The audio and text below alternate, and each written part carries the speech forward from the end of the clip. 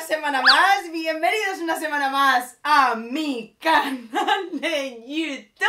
Somos 200.000 traviesos, estoy flipando, en serio, es que no quepo en mí con tanta felicidad.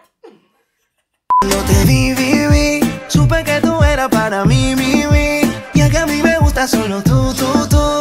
Tenemos cosas en común, baby. Cuando te vi, supe que tú eras para mí. Parece mentira que hoy uno de los días más felices de este canal, el día de celebración de los 200.000, os voy a contar una de las experiencias más jodidas de mi vida. Pero llevaba mucho tiempo pensando si hacerlo o no hacerlo hasta que finalmente he dicho, Yaiza, adelante. Lo hago principalmente por tres razones. Uno, porque si contar mi historia puede ayudar a muchos de vosotros, ya me basta, me hace feliz. Dos, porque no sabéis nunca lo que esconde cada mirada, las experiencias que hemos vivido cada uno, y no es bueno a veces juzgar sin conocer realmente qué hay detrás de todo aquello que vemos. Y tercero, y no menos importante, porque a veces tendemos a idolatrar la vida de los demás, y más con esto de las redes sociales, ves a alguien en YouTube o ves a alguien en Instagram y te piensas que tiene una vida perfecta, y la realidad es que todos, quien más o quien menos, hemos vivido experiencias súper desagradables, y si contar esto, desnudarme ante vosotros de alguna manera, os sirve para daros cuenta de que nadie es un superhéroe ni que nadie ha vivido sin problema alguno, pues también me sirve, la verdad. Y aquí es donde os cuento mi experiencia como víctima de violencia de género. Para muchos será una sorpresa, tiene muchísima relación con algo que ya sabéis de mí. Siento ser tan repetitiva, pero es que tiene especial relación con las veces que os he contado o que os he mencionado que soy víctima de abuso sexual infantil. Y es que a veces cuando piensas que no te puede pasar nada más, la vida te da otro zasca, de esos zascas que no molan absolutamente nada, y así es como en ese momento de mi vida, cuando por fin exploté y tuve la valentía de contarle a mi familia lo que había sufrido de pequeña, conocí al mayor desgraciado de la historia. Todo empezó cuando yo tenía 18 años, yo por aquel entonces vivía con mi mejor amiga y acababa de empezar a trabajar en el aeropuerto de Barcelona como vigilante de seguridad. Un día estaba trabajando, se acercó un guardia civil guapísimo, alto así, canoso, buenorro que te cagas, con unos ojos verdes de esos de infarto, y bueno, empezamos a quedar, y fue como la típica relación, como todas las relaciones, empiezas a quedar, a conocerte. Pocas semanas más tarde se vino a vivir con nosotras, ya no éramos dos, éramos tres, hasta que unas semanas más tarde habló conmigo y me dijo que bueno, que lo ideal sería que viviéramos juntos. Yo no lo vi como nada extraño, pensé que sería buena idea vivir juntos, y no fue hasta tiempo más tarde que me di cuenta de que la primera acción de violencia había empezado en ese momento, porque lo que de verdad quería conseguir era separarme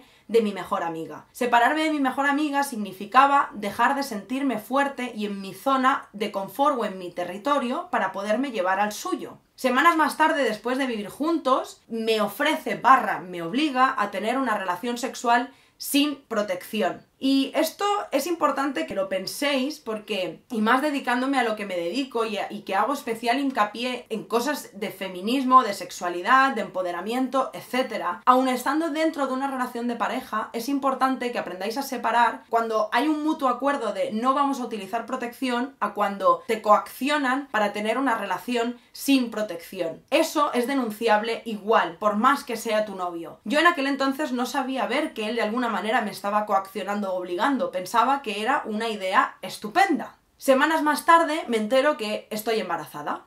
Y ahí empiezan uno de los grandes calvarios de esta magnífica historia de amor, nótese la ironía. Empezaron las discusiones absurdas, pero que el único motivo real era tener una justificación para que él pudiera salir y hacer lo que le diera la gana. Yo seguía embarazada, trabajando, haciendo todas las cosas de casa, porque obviamente esas cosas eran mías, hasta que me enteré de que de todas esas miles de fiestas que él se pegaba, pues obviamente me era infiel. Era tal el dolor que yo sentía que al final la infidelidad era lo de menos, o sea, al final era un dolor intenso y a la vez una especie de adicción a todas esas situaciones que se creaban de la nada. O sea, él discutía por cualquier cosa, por lo que fuera. Cualquier razón era buena para montar un buen pollo. Pero yo era tan feliz sabiendo que después de esa discusión venía ese momento de gloria, ese momento en el que nos jurábamos amor, en el que me pedía perdón, en el que me recordaba cuánto me quería y cuánto de bonita iba a ser la familia que estábamos formando, informando que todos esos momentos de pena, de llanto y de ansiedad como que compensaban. En una de estas miles de discusiones decidimos poner como punto y final y empezar de nuevo, pero en realidad era un empezar de nuevo para complacerlo a él más que para complacerme a mí, hasta que un día me ofreció volvernos a mudar, pero esta vez en otro pueblo que no era donde yo vivía, que es de donde es mi familia, mis amigos, todo el mundo. Me ofreció irnos a vivir a una casa cuartel, aparentemente con la finalidad de empezar de cero, pero tiempo más tarde entendí que la finalidad era una vez más separarme de todo lo que a mí me hacía fuerte, como en este caso mi familia y mis amigos. En todo este proceso yo perdí al bebé. He de decir que el embarazo lo viví de una forma muy extraña, era una especie de como de alegría y de pena, como si tuviera todo el tiempo una luz que me dijera que no estaba haciendo bien, que él no era la persona correcta y que no me estaba haciendo ningún bien, pero acto seguido como que anteponía ese sentimiento más primitivo y más real con mis pensamientos de en realidad te estás equivocando, esto es lo correcto y él es la persona perfecta para hacer todo lo que está pasando. Pero tuve la gran suerte de que, como digo yo, madre naturaleza tomó la decisión que yo era incapaz de tomar y perdimos al bebé. Ya vivíamos en el otro piso y las discusiones seguían y cada vez eran más grandes y cada vez eran más intensas. Discusiones de todo tipo por cualquier cosa, con la única finalidad de que él pudiera justificar plancharse la camisa, y digo plancharse la camisa porque es una de las imágenes que más recuerdo y que más angustia me provocaban, porque sabía que después de eso iba el que él se fuera, apagara el teléfono, yo no supiera nada de él y ya volverá. Pero es que cuando volvía me daba todo aquello que yo necesitaba. Me volvía a sentir segura, me volvía a sentir en casa, me volvía a sentir fuerte, pero en realidad era todo tan efímero, era todo tan de mentira, que cuando volví a acostumbrarme a esa sensación de placer y de bienestar a su lado, una vez más provocaba otra discusión que nos llevaba cada vez más al límite y cada vez con más ansiedad y con más locura. En todas estas miles y millones de discusiones, a mí me dieron una media de 6 ataques de ansiedad. 6 ataques de ansiedad de todo tipo y de todos los colores. Eso significa que a mí me daba igual, llegó un punto donde me daba igual dónde estuviera, qué hiciera, que como no me cogía el teléfono y me provocaba una ansiedad tremenda, cogía el coche ahogándome y me iba a Barcelona en pijama a las 3 de la mañana, a la hora que fuera,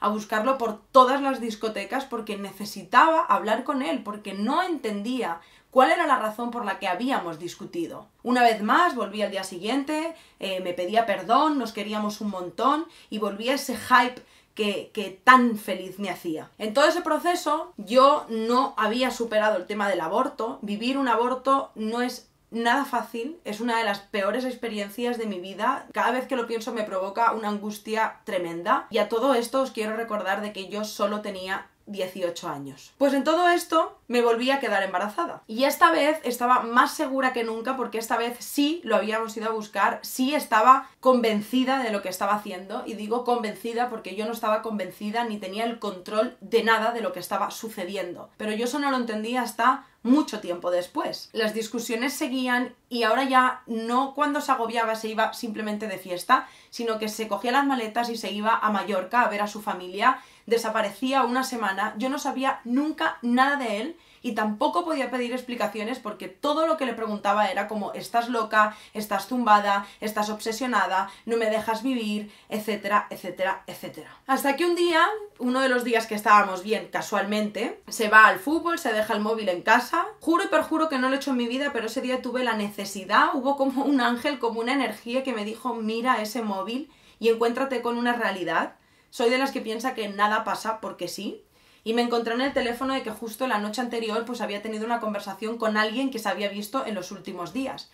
Yo estaba embarazada de casi 3 meses. Tuve un momento de lucidez, pero de esas que no veas, y decidí abortar. Llamé a mis padres y les dije que estaba embarazada, cosa que no sabían. Lo hablé con él, le dije que lo sentía mucho. Obviamente en ningún momento le dije que era simplemente porque me estaba engañando, sino porque yo no me sentía preparada, bla, bla, bla. Siempre como con miedo a la repercusión que pudiera tener todo lo que yo le dijera. Decidí abortar, era como que no me importaba lo que él me dijera, si le parecía bien o mal, sentía que estaba en lo correcto. Bueno, me hicieron test psicológicos, etcétera, porque era un aborto bastante complicado. Yo estaba de cerca, como os decía, como de 3 meses y no era un aborto cualquiera.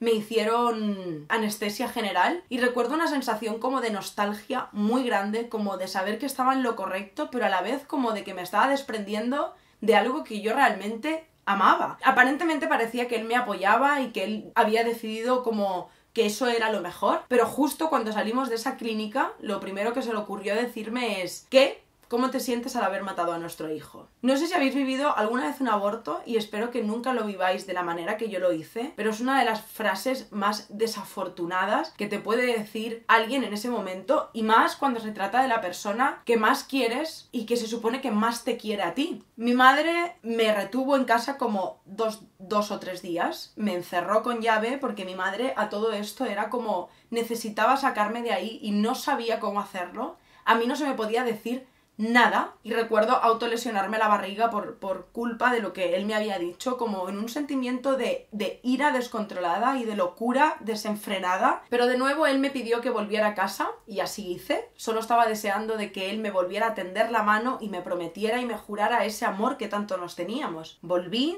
Estuvimos 2, 3, 4 días bien, de esos días en los que crees más que nunca en el amor romántico, en el amor de verdad. Y de nuevo empezaron las discusiones. En todo este tiempo, porque fueron muchos meses, fue cuando yo tenía muchísima relación de amistad con Jordi, de ahí la historia que os contábamos de cómo conocí a mi marido. Discusiones por Jordi, discusiones porque cocinaba mal, discusiones porque no había limpiado la casa, discusiones por cómo iba vestida, discusiones por absolutamente todo. O sea, todo era una razón para discutir. Hasta que finalmente yo me planteo seriamente que tengo un problema, de que estoy loca, de que tengo un descontrol de todo absoluto, de que soy incapaz de ponerle orden a mi vida y de que todo, obviamente, todo era culpa de que yo me encontraba en un momento de debilidad y de autoestima, de falta de autoestima alucinante por el tema de lo que me había pasado de pequeña, de mi experiencia como víctima de abuso sexual infantil. Hasta que decidí hablar con él y decirle, tiene razón, obviamente, yo no veía en ningún momento que él no la tuviera, tengo que ir a un psicólogo, me tengo que poner en manos de profesionales y tengo que curarme para poder hacerte feliz, porque me estoy equivocando. Y así fue como yo empecé, como víctima de violencia de género y de abuso sexual infantil, a hacer terapia para complacer al que era un maltratador. Aunque parezca la cosa más absurda del mundo, os juro por mi vida que en ese momento estás ciega y no lo ves. Eres incapaz de ver que no eres tú quien tiene que ir a un psicólogo, de que tiene que ser él quien tenga que ir a curarse. Pero me hacía sentir bien, me daba satisfacción y como una sensación de plenitud saber que estaba haciendo algo para poder hacer feliz a los demás. Porque ni siquiera iba para yo aprender a quererme o para yo aprender a conocerme mejor. En todo este tiempo seguíamos discutiendo. Él se volvió a ir a Mallorca. Le volví a pillar muchísimas infidelidades, tantas que un día le pillé un móvil de esos Nokias antiguos, es que esto no se me olvidará en la vida. Encendí el móvil y el mensaje de bienvenida que antes en los móviles antiguos podías como customizar, el mensaje de bienvenida de ese Nokia era Chorba Agenda. O sea, imaginad por un momento, es que yo ahora me río, pero imaginad por un momento la clase de persona con la que yo estaba, lo cutre que llegaba a ser. A mí no se me podía decir nada, mis padres estaban cansados de decirme cosas. Había perdido a mi familia, no la perdí pues porque tienen más paciencia que un santo y porque me aman. Pero perdí a mis amigos, casi perdí mi trabajo, lo perdí todo. Pero a la vez como que me daba igual porque lo tenía él y si lo tenía él pues como que lo tenía todo en la vida, como si todo se podía desvanecer, que él me iba a salvar de todas las mareas. Y a la vez era quien más daño me hacía. Un día yo tenía que renovarme el DNI, me acompañó a hacerme el DNI y al volver me dijo, además tenía como unas formas muy desagradables de hablarme, me dijo, baja y tráeme un croissant. Y bueno, compré el croissant, fuimos a casa, se hizo un vaso de leche. Y cuando abrió el papelito del croissant y lo rompió, me empezó a gritar, a dar golpes encima de la mesa, pero como un energúmeno, porque el croissant estaba duro. O sea, me insultó, pegó todo el entorno puñetazos en la pared, golpes en la mesa. Me gritó y me lió el circo más grande de la historia, porque yo era tan gilipollas que no me había dado cuenta de que ese croissant estaba duro. Yo quiero pensar que fue un ángel o no sé qué fue, que en ese momento como que se me apareció, lo vi clarísimo, con lo que llevaba puesto, solo cogí mi uniforme de trabajo y me fui, teniendo clarísimo que eso no podía volver a ocurrir, de que se me estaba yendo de las manos. Era desmesurado lo que había ocurrido, o sea, el que el croissant estuviera duro con la acción que había tomado. Estuve unas semanas en casa, me acuerdo que mi madre me encerró, literal, fue ella incluso la que llamó al trabajo para decir, Yaiza no puede ir a trabajar. Estuve semanas y semanas encerrada en casa, bajo llave, no me podía mover porque sabía que mi madre sabía que si volvía a llamarme o a pedirme que volviera, iba a volver y me iba a ir detrás de él otra vez, porque yo no entraba en razón. Yo solo le decía a mi madre que era como, o sea, en ese momento yo le he llegado a decir, hija de puta, cabrona, deseas lo peor para mí, enfrentarme a mi madre por querer salvarme. Y no lo ves, os juro que no lo ves. Una noche mi madre me dejó salir con mis amigas, unas amigas que había hecho nuevas porque había perdido a las de toda la vida. Y recuerdo estar cenando y era un día que me encontraba casi bien, ¿no? Porque como que había asimilado todo y me sentía un poquito más fuerte. Y me llamó, eran como las 11 y pico de la noche. Yo me acuerdo que mis amigas, estas dos, no me dejaban que él me llamara, me tenían como súper al margen. Me llamó mi ex y recuerdo que me fui a una caixa que había al lado para que mis amigas no se enteraran de que estaba hablando con él. Y me dijo que, bueno, una vez más, que volviera, que me echaba de menos, que no sé si me daba cuenta de que, bueno, que a pesar de que todo era mi culpa, que él cada vez me veía mejor y que, bueno, que ya era momento de volver y empezar de cero y toda esa vida que todo, bueno, todas esas cosas que a mí en ese momento me hacían sentir en casa. Yo no accedí, tenía como la voz de mi madre ahí todo el tiempo diciéndome, Yaiza, no lo hagas, Yaiza, no lo hagas, Yaiza, no lo hagas. Pensé repetidas veces en la vez del croissant y en todas esas veces que me había hecho llorar y pensé, con todo el dolor de mi corazón, pero es que no puedo acceder, o sea, no quiero volver, no me siento con fuerzas. Y entonces me dijo, ¿recuerdas que soy guardia civil, verdad? Y yo, sí. ¿Recuerdas que tengo un arma, verdad? Y le dije, sí. Y me dijo, ¿y cómo te sentirías si me volara la cabeza por tu culpa? Me dio de las 6, esta fue la 7ª crisis de ansiedad más fuerte. Tan fuerte que fueron mis amigas quienes llamaron a mis padres porque yo no podía reaccionar. Recuerdo tener todo el cuello engarrotado, los músculos engarrotados, no podía moverme, era como un bloque, mi cuerpo no oxigenaba de la crisis de ansiedad tan grande que me estaba dando. Fue la 7ª vez que me recogieron mis padres, me han recogido de cunetas, de autopistas, de todos lados. Esa vez vinieron a la caixa, vinieron con mi hermana además porque era un día laborable, 12 de la noche, mi hermana tenía 9 años y me llevaron al hospital, me sacó mi padre en brazos de urgencias y me vieron de tal manera que es que yo siempre digo el ejemplo y es que es cierto, o sea, no me pidieron ni la cartilla sanitaria, ¿sabes? O sea, yo entraba como por la puerta grande, o sea, es que llegaba en un estado de que me iba a dar algo. Y recuerdo entrar, mi padre me llevó en brazos y escuché a mi hermana desde la sala de espera gritar, mamá, la tata se va a morir. Esa voz sentí que se me clavaba como una aguja en el corazón y fue la única vez, hasta fecha de hoy, casi 10 años más tarde, que dije, se acabó. Para aquellas personas que lo hayan vivido, siempre tiene, como que siento que siempre hay algo, ¿no? que te despierta. Tiene que haber algo que te da tan fuerte en el corazón que dices, destrúyeme si quieres, pero no toques a mi familia. Y eso es lo que sentí cuando escuché a mi hermana gritar, ¿no? La vi tan pequeña, indefensa, y sentir que mi daño le estaba haciendo daño a ella, sentí que eso como que nunca me lo podía perdonar. Joder, menos mal que os he dicho al principio que no lo toméis como algo dramático, ¿eh?